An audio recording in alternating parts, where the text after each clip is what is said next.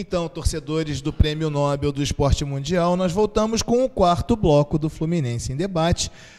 E eu queria que o Vieira, nós vamos entrar agora num outro assunto, e o Vieira, como é uma figura corriqueira nas Laranjeiras, principalmente nos almoços com a diretoria do clube, os cafés da manhã com o Abel Braga, como todos conhecem, né? Eu queria que o Vieira introduzisse esse assunto. É onda que ele dá uma risada dele, eu não aguento, cara. Eu queria que o Vieira fizesse uma introdução do assunto.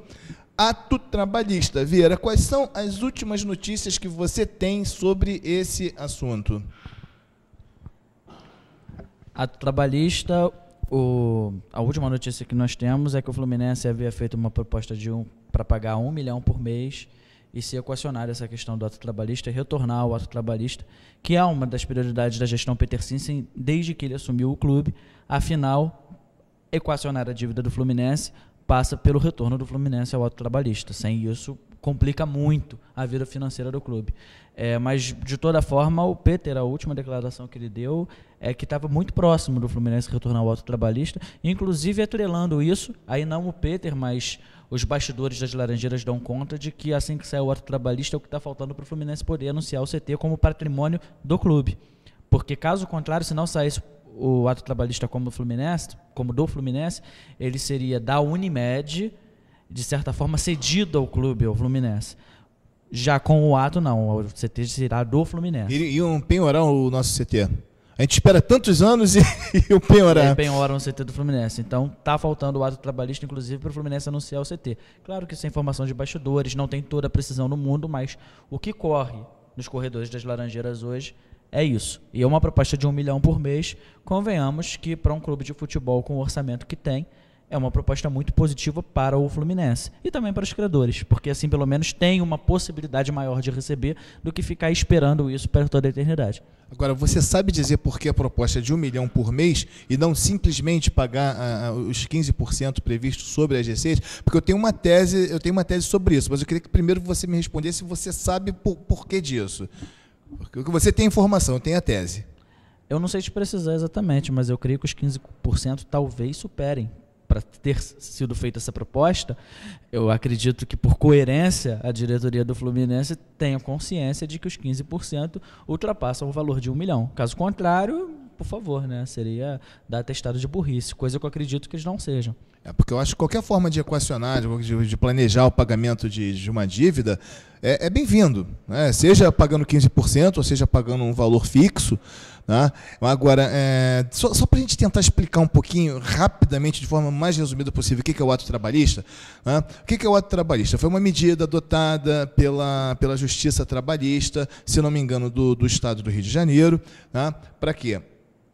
Para que fosse enquadrado, para que as dívidas trabalhistas, já que havia a questão das penhoras, para que as dívidas trabalhistas fossem enquadradas dentro de um fluxo de pagamento. Né? Ou seja, os clubes teriam 15% das suas receitas vinculadas ao ato trabalhista. Ou seja, esses 15% serviriam para pagar os credores. Isso daria o quê? Previsibilidade, porque os clubes estavam asfixiados por essas dívidas. Então, ele tendo essa previsibilidade dos 15%, teria como o clube se planejar melhor. O que aconteceu com o Fluminense, segundo me contaram, e o Vieira estava junto, né? Eu não sei se foi precisamente isso, mas é o que leva a crer. Foi o quê? Que a gestão anterior, me parece que no ano de 2004, eles entraram no ato trabalhista, né? Passaram a descontar os 15%, mas deixaram de pagar o corrente.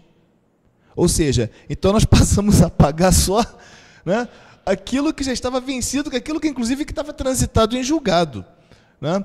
E paramos de pagar o corrente, ou seja, a dívida saía de um lado e entrava do outro com um volume até maior.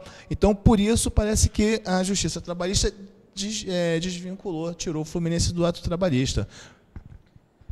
Bom, eu penso o seguinte, é evidente que para o restabelecimento da saúde financeira do clube, esse acordo é muito bem-vindo.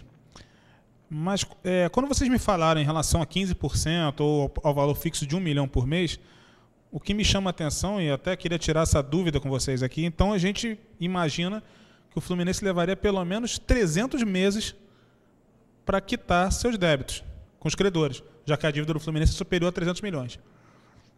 300 meses é um prazo bastante longo. Mas não é tudo dívida trabalhista, né? Tem dívida fiscal também, enfim. Sim, mas... Esse é só trabalhista. Tudo bem, mas... São 90 milhões, mais ou menos. Só 90 milhões, 90 meses, é razoável. Mas, de qualquer maneira, eu espero que da dirigência do Fluminense venham novas e saudáveis perspectivas de rentabilização do clube, porque mesmo o Fluminense tendo uma receita forte que tem atualmente, a gente sabe disso, é preciso buscar outras fontes de captação, que não sejam somente as convencionais já estabelecidas no clube. Porque, enfim, minha dúvida também é o quê? Essa cota fixa de 1 milhão sem reajuste, sem juros, é 1 milhão fixo?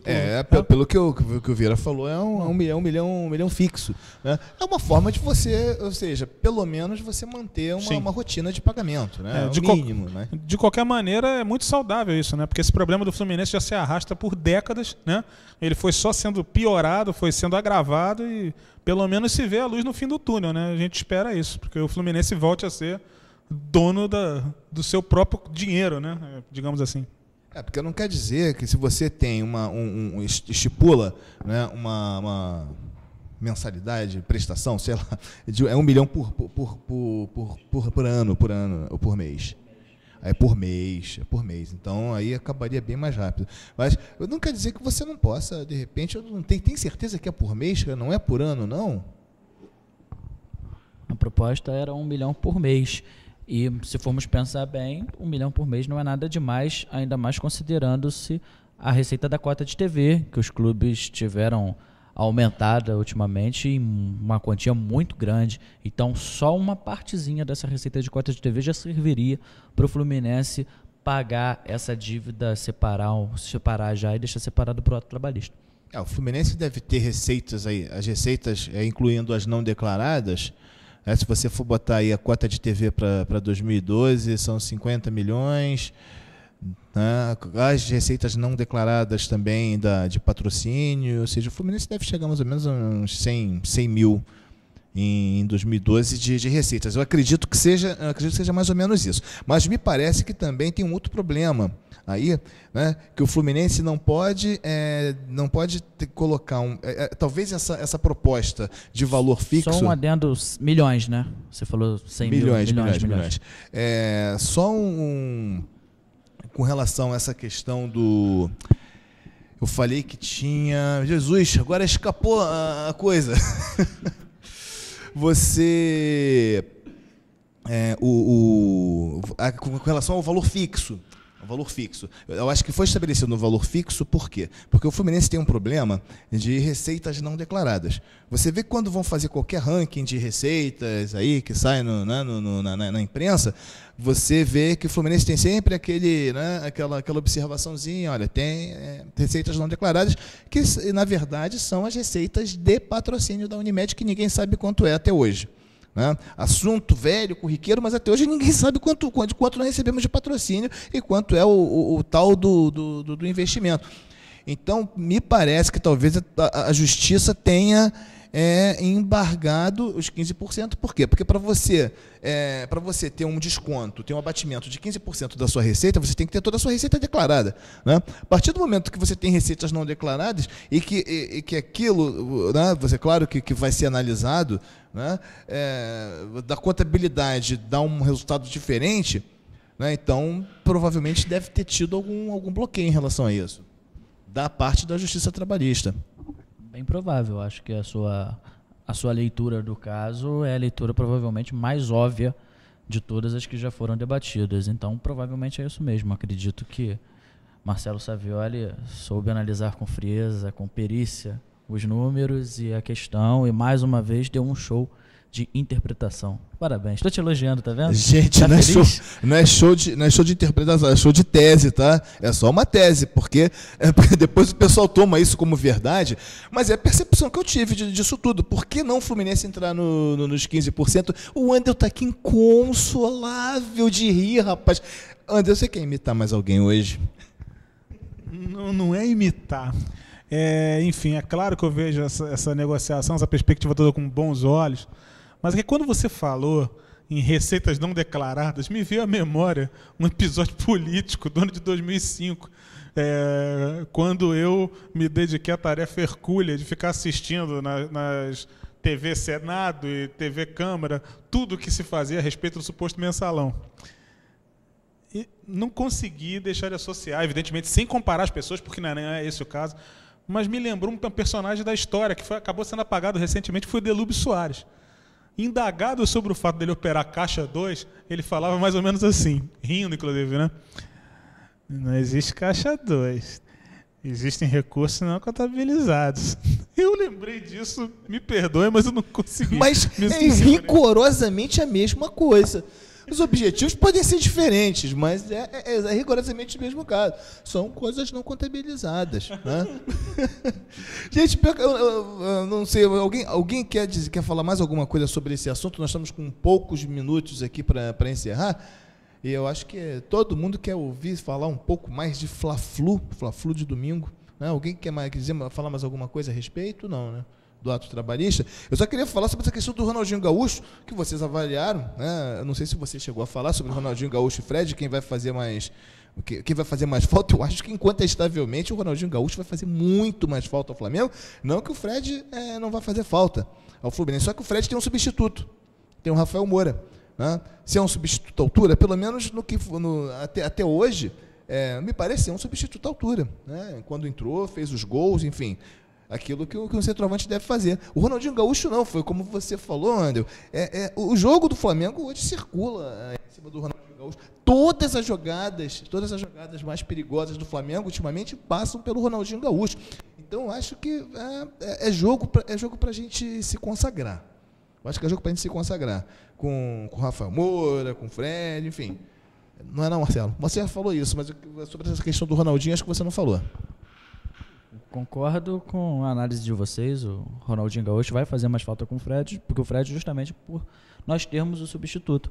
Mas falando em Fred, é bom falar isso, que a gente nem chegou a tocar nesse assunto quando passamos a analisar o último jogo do Fluminense. O passe que o Fred deu para o Marquinho, que acabou resultando no gol do Marquinho, foi coisa de cinema. Foram dois iguais. Foram, só que o primeiro, que acabou não saindo o gol, ainda é mais simples. O segundo, ele antevê que se ele toca normalmente para o Marquinho, o zagueiro fatalmente ia roubar aquela bola. Então o Fred, ele dá o passe por trás do zagueiro. Ele tem a percepção de que o Marquinho vai se projetar para aquela direção, que acabou pegando a bola para poder fazer o gol. Foi uma coisa genial, lindo o passe do Fred. É bom a gente reconhecer também que o Fred, ultimamente, ele tem até atuado com boa qualidade. Tenho gostado das atuações do Fred. Longe aquém do Fred de 2009, mas tem sido um jogador importante, diferente do que ele era até um pouco antes do episódio do Caio Psaquê, o fatídico episódio do Caio Psaquê. Grande Caio Psaquê. Vieira, eu fico assim, sempre muito impressionado como seus olhos brilham toda vez que vai falar do Fred e do Muricy. São dois ídolos. Intriga. Eu vejo realmente que vocês têm como ídolos. E até poderia dizer, tá, que o Fred e o Muricy estão para você como o Justin Bieber está para o Paulo, porque você viu que ele sabe até musiquinha.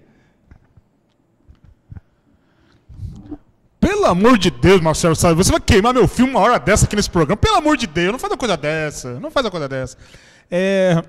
Voltando ao planeta Terra, eu queria fazer um pequeno complemento em relação ao que o Marcelo Vieira tinha falado muito bem sobre o Fred. Eu acho até que no futuro, à medida que o Fred se tornar um jogador veterano, podemos dizer assim, me parece haver uma tendência natural que ele seja um jogador mais de armação e se afaste da área.